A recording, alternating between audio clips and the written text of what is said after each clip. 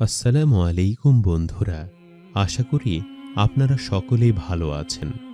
আজকের ভিডিওতে আমরা জানব হযরত আসিয়ার ওপর ফেরাউনের অত্যাচার সম্পর্কে পুরো কাহিনীটি। তাই পুরো জানতে হলে সম্পূর্ণ ভিডিওটি শেষ পর্যন্ত দেখতে হবে। প্রাচীন মিশরের ফেরাউনের স্ত্রী ছিলেন আসিয়া বিনতে মুজাহিম। তিনি ছিলেন আল্লাহর উপর বিশ্বাস আনয়নকারী এক মহিয়সী নারী। তিনি ছিলেন মানুষের ওপর দয়ালু এবং সহানুভূতিশীল। কিন্তু তার স্বামী ফেরাউন নিজেকে স্রষ্টা বলে দাবি করত। ফেরাউন ছিল অত্যাচারী এবং বদমেজাজি, দম্ভ, অহংকারী পরিপূর্ণ ছিল। সে সময় মানুষকে ফেরাউনের অত্যাচার থেকে মুক্ত করার ব্রত নিয়ে পৃথিবীতে মুসা আলাইহিসসালাম আগমন করেন।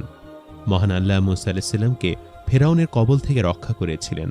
আল্লাহর আদেশে মুসা আলাইহিসসালামের মা তাকে বিশেষ ব্যবস্থায় একটি কাঠের সিন্দুকে করে নীল নদে ভাসিয়ে দিয়েছিলেন। আর এই সিন্দুক ফেরানোর স্ত্রী আসিয়া আর তার কাছে পৌঁছে যায়। শিশুর অপরূপ সুন্দর চেহারা আসিয়ার মনে দাগ কাটে।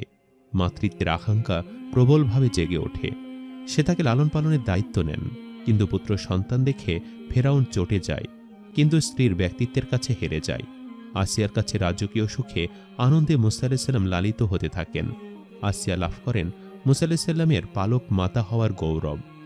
পবিত্র কোরআনে এসেছে, ফেরাউনের স্ত্রী আসিয়া বলল, এই শিশু তোমার আমার চোখ শীতলকারী, তাকে হত্যা করো না। এ আমাদের উপকারে আসতে পারে, অথবা সন্তান হিসাবে গ্রহণ করতে পারে, অথচ তারা উপলব্ধি করতে পারেনি। সূরা আল কাসাস আয়াত 9। আসিয়া ছিলেন একটি ধনী পরিবারের মেয়ে, ভদ্র, দয়ালু, শালীন এবং জ্ঞানী। আসিয়া ফেরাউনের স্ত্রী ছিল ঠিকই, কিন্তু ফেরাউনের কোনো কিছুই তার দুশ্চরিত্রের কোনো স্বভাব তাকে গ্রাস করতে পারেনি। অত্যাচারীর ঘরে থেকেও তিনি ছিলেন মানবতাবাদী ছিলেন। এক নবীর পালক মাতা, এইসব বিশেষ গুণে তাকে মহান আল্লাহর বিশ্বাসী হতে সাহায্য করেছে। তিনি মুসা আলাইহিসসালামের ধর্ম গ্রহণ করেন। তিনি এক আল্লাহর উপর ঈমান আনেন। এদিকে ফেরাউন ছিল মুসা আলাইহিসসালামের পরম শত্রু।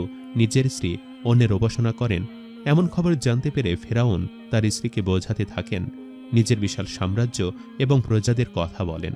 কিন্তু আসিয়া সত্য ধর্মের ওপর পাহাড়ের মতো অবিচল, অটল। ফেরাউন দেখল কোনো কাজ হচ্ছে না, স্ত্রী ফিরে আসছে না তার দলে। সে বিশেষ লোকদের সাথে পরামর্শ করে তার স্ত্রীর কাছে হত্যার আদেশ দিল। ফেরাউনের শূন্য সামন্ত তার হাত পা বেঁধে উত্তপ্ত সূর্যের নিচে ফেলে রাখল। অন্যদের চেয়ে তাকে আরও বেশি কঠিন শাস্তি দেওয়া হলো। দেহ রক্তাক্ত করা হলো, ক্ষতবিক্ষত করা হলো তার সারা শরীর। কিন্তু তিনি ধৈর্য হারায়নি এবং ঈমানও ছাড়েননি। জীবনের বিনিময়ে ঈমানকে রক্ষা করেছিলেন। দুনিয়ার রাজপ্রাসাদের বিনিময়ে আল্লাহর কাছে প্রার্থনা করেন জান্নাতের একটি ঘর। মহান আল্লাহ তাআলার প্রতিবেশী হওয়ার আকুলতা ব্যক্ত করেন। তার প্রার্থনার কথা পবিত্র কোরআনে বর্ণিত হয়েছে এইভাবে, হে আমার প্রতিপালক, আমার জন্য আপনার কাছে জান্নাতে একটি ঘর নির্মাণ করুন। আমাকে ফেরাউন ও তার দুষ্কর্ম থেকে উদ্ধার করুন। আমাকে মুক্তি দিন অত্যাচার সম্প্রদায় থেকে। সূরা তাহরিম আয়াত 11। মহান আল্লাহ তাআলা আসিয়াকে সম্মানিত করেছেন, তার প্রতি খুশি হয়েছেন।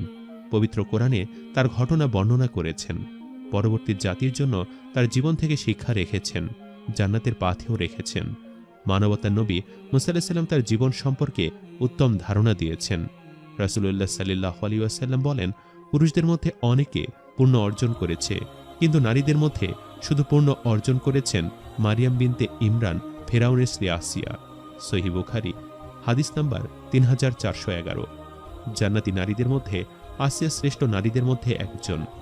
আব্দুল্লাহ বিন আব্বাস রাদিয়াল্লাহু তাআলা আনহু বর্ণনা করেন, সাল্লাল্লাহু আলাইহি ওয়াসাল্লাম জমির মধ্যে 4টি রেখা টেনে বলেন, তোমরা কি জানো এটা কি? সাহাবায়ে ইকরাম বললেন, আল্লাহ ও তার রাসূলই ভালো জানেন। রাসূল সাল্লাল্লাহু আলাইহি ওয়াসাল্লাম বলেন, জান্নাতবাসীদের মধ্যে সর্বশ্রেষ্ঠ নারী হলেন খাদিজা, ফাতিমা বিনতে মুহাম্মদ, মারিয়াম বিনতে ইমরান, ফেরাউনের স্ত্রী আসিয়া বিনতে মুজাহিম। হাদিস নাম্বার 2903। সম্মানিত দর্শক, ভিডিওটি আপনাদের কাছে কেমন লেগেছে তা আমাদের কমেন্ট করে অবশ্যই জানাবেন। আর সবাই আমাদের সাথেই থাকবেন। আজ তাহলে এই পর্যন্তই। আপনারা ভালো থাকবেন, সুস্থ থাকবেন। আল্লাহ হাফেজ।